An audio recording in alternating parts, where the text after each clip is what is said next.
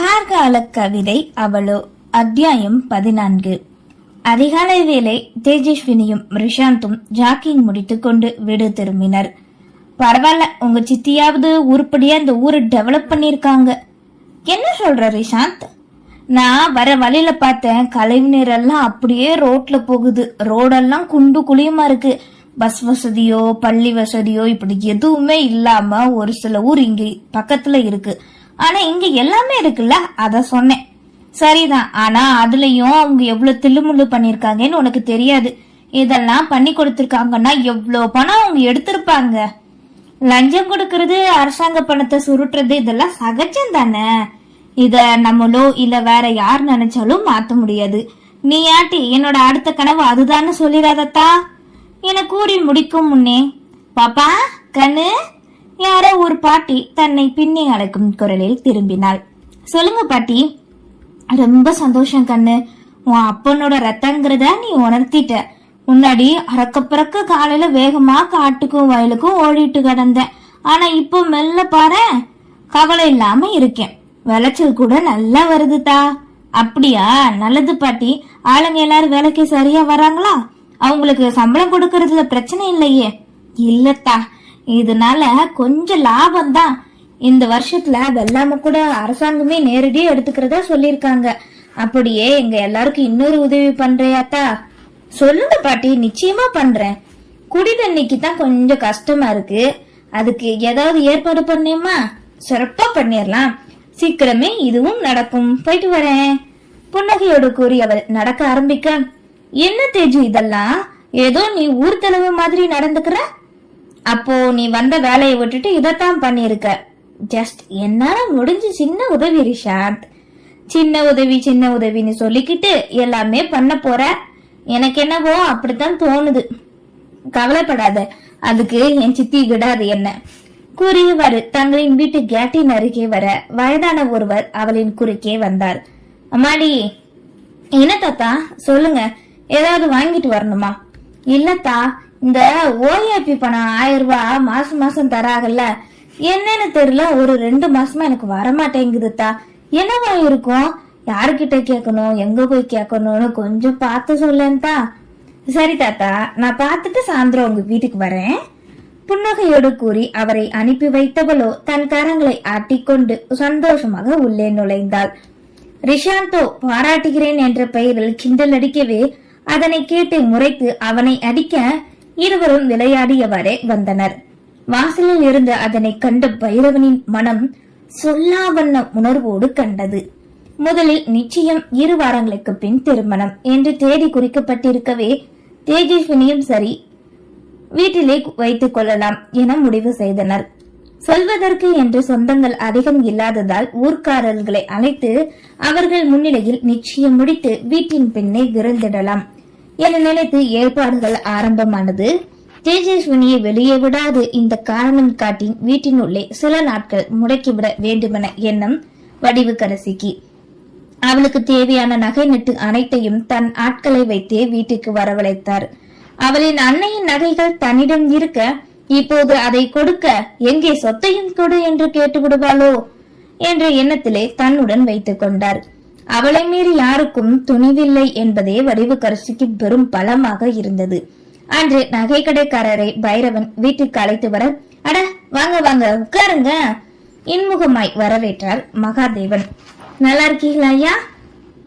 நல்லா இருக்கேன். என்ன இம்புட்டு தூரம்? அம்மா தான் வர சொல்லியிருந்தாங்க, நகை எடுக்கணும்னு சொன்னாங்க.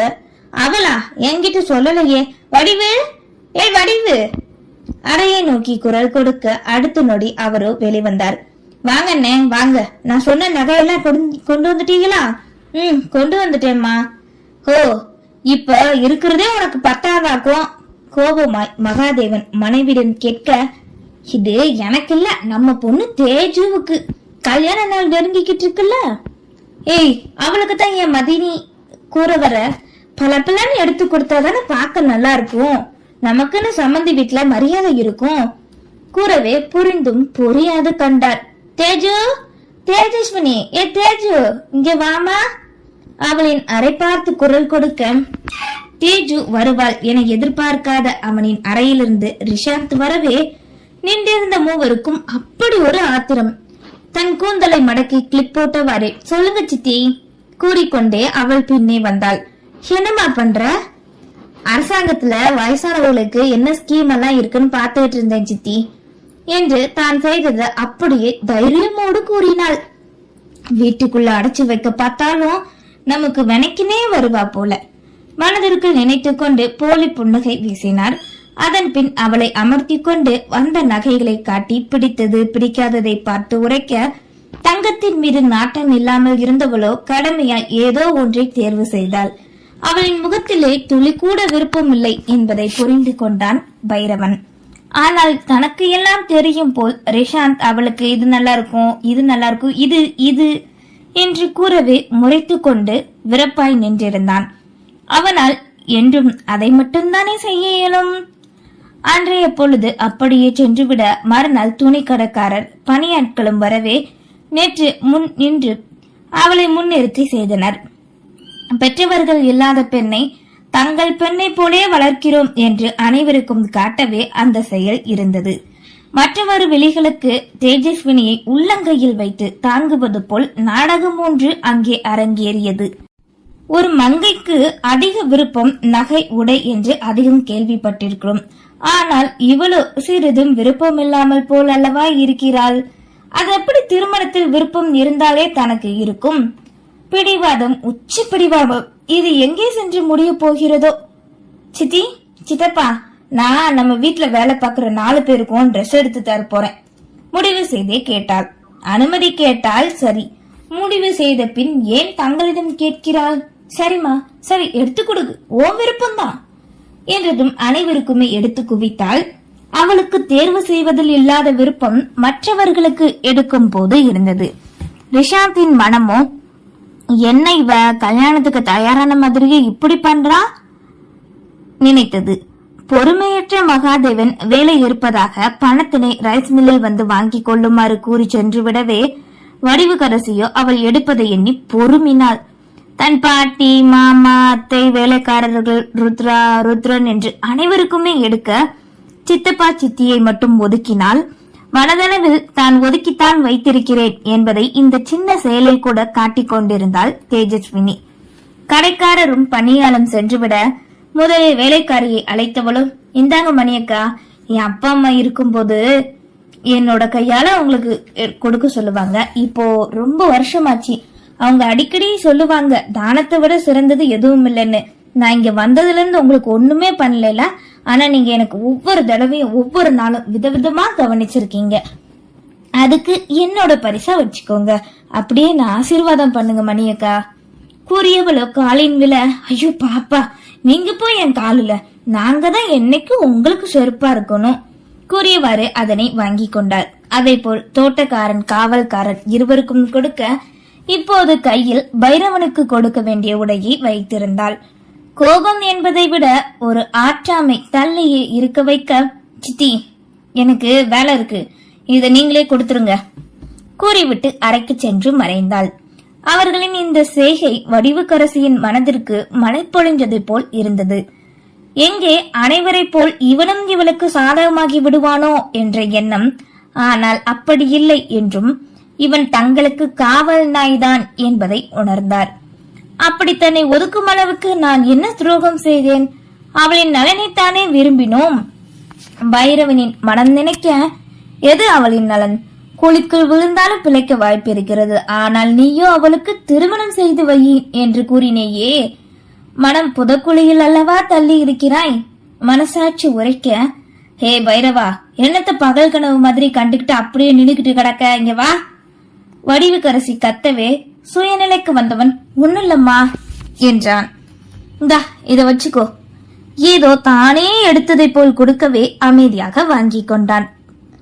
ஒரு வழியாக அனைத்து முடிந்து நிச்சய நாள் வந்தது. ரிஷாந்தோ அந்த நிமிடம் கூட வேண்டாம் என கூற, தன் கனவே முக்கியம், வாழ்க்கை அல்ல என்று எப்போதும் கூறுவதையே கூறினாள். 2 வாரத்தில் திருமணம் என்பதால் அப்போது வருகிறோம் என்று கூறி தேஜஸ்வினியின் பாட்டி, மாமா வராமல் போக எப்போதும் இருக்கும் அதே குடும்பத்தார் மட்டுமே இருந்தனர். அலங்கரிக்கும் பெண்கள் வந்து தேஜஸ்வினியை அலங்கரிக்க உள்ளமோ அழுது கரைந்தது. கற்சிலையாய் மாற்றிக்கொண்டு மெல்ல மெல்ல தோற்றுத்தான் போனாள். எப்படி நடக்க வேண்டிய தன் நிச்சயம் திருமணம், ஆனால் இன்றோ விரக்தி மட்டுமே நெஞ்சம் முழுவதும். தன் அன்னை தந்தை இருந்திருந்தால் தனக்கு இந்த நொடி இப்படி நெருப்பின் மேல் நிற்பது வந்திருக்காதே. தன்னை சுற்றி யாரையும் தெரியாது. தன்னால் யாரோ ஒருவனின் வாழ்க்கையும் அவனின் திருமண ஆசைகளும் கெடப்போகிறது. நன்மை செய்ய எண்ணி தீமையை வளர்க்கிறோம். தேஜு அக்கா, இன்னைக்கு ரொம்ப அழகா இருக்கீங்கக்கா நீங்க. அவளின் அருகே வந்த ருத்ரா கூற வெற்று புன்னகை ஒன்றை வீசினாள். மாப்பிள்ளை வீட்டுக்காரங்க எல்லாரும் வந்துட்டாங்க, நீங்க கிளம்பிட்டீங்கன்னா அம்மா உங்களை கூட்டிட்டு வர சொன்னாங்க. ருத்ரா, அங்க யாரெல்லாம் இருக்காங்க? ஒரே கூட்டம், ஊர்க்காரங்க எல்லாருமே ஹால்ல நிக்க கூட இடம் இல்லக்கா. அப்படியா? ஆமாக்கா, வாங்க என்றவள் கையோடு அழைத்து செல்ல இளம் பச்சை வண்ண பட்டு ஜரிகை வைத்த பட்டில் அதிக ஒப்பனை இல்லாது பார்த்ததும் கமரும் வண்ணம் அலங்கரிக்கப்பட்டு மல்லிகை அல்லாது பிச்சுப்பூ அழைத்து வைத்து கூட்டி வந்திருந்தனர். அவளுக்கு மல்லிகை என்றாலே சிறு வயதிலிருந்து பிடிக்காது என்பது பைரவனுக்கும் அவளுக்கும் மட்டுமே தெரிந்தது. அதனாலே அவளை அலங்கரிக்க பூக்களை கொண்டு சென்ற மங்கையிடம் பிச்சு பூவினை மட்டும் கொண்டு போக மற்றவர்கள் அறியாத வண்ணம் கூறியிருந்தான்.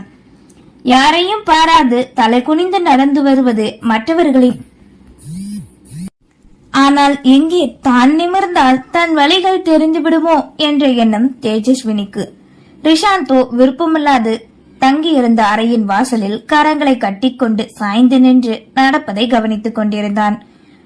போர்வை விரிப்பில் பூ, பழம், புடவை, இனிப்பு வகைகள், வளையல்கள் என்ற அடுக்கடுக்காக பல தாம்பூலங்கள் வைத்திருக்க இருபுறமும் இரு வீட்டார் அமர்ந்திருந்தனர். நடுவில் ஐயர் நிச்சய பத்திரிகையை எழுதி கொண்டிருந்தார். தேஜஸ்வினியை அழைத்து வந்து முன்னே வடிவுக்கரசியின் அருகே அமர வைக்க எதிர்ப்புறம் அவளுக்கு நேராய் மாப்பிள்ளையும் அவரின் வீட்டாரும் இருந்தனர். இருக்கும் பரபரப்பில் ஆழமாக யாருமே தேஜஸ்வினியை கவனிக்கவில்லை. இதில் ஓடியாடு வியர்த்து கொட்ட வேலை பார்க்கும் பைரவனுமே கவனிக்கவில்லை. அப்போ எல்லாரும் வந்துட்டீங்கன்னா நிச்சய பத்திரிக்கை வாசிச்சு தட்டு தொம்பளை மாத்திரலாமா? சரிங்க சாமி. சமந்தி, உங்களுக்கு ஓகே தானே? எதிரே அமர்ந்திருந்தவர்களிடம் மகாதேவன் கேட்க அவர்களும் தலையாட்ட நிச்சய பத்திரிகை வாசிக்கப்பட்டது.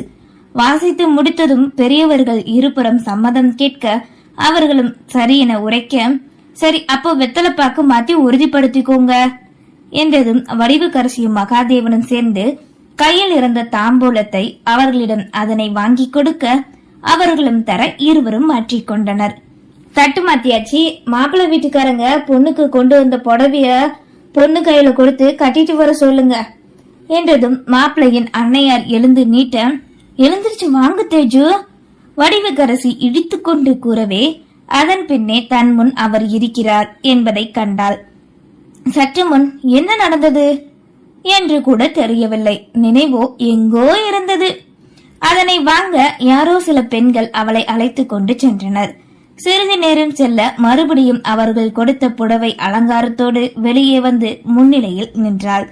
பையனும் பொண்ணும் மாலைய மாத்தி ஒன்னா நின்னு எல்லார்கிட்டையும் ஆசீர்வாதம் வாங்கிக்கோங்க. இப்ப எதுக்கு அதெல்லாம்?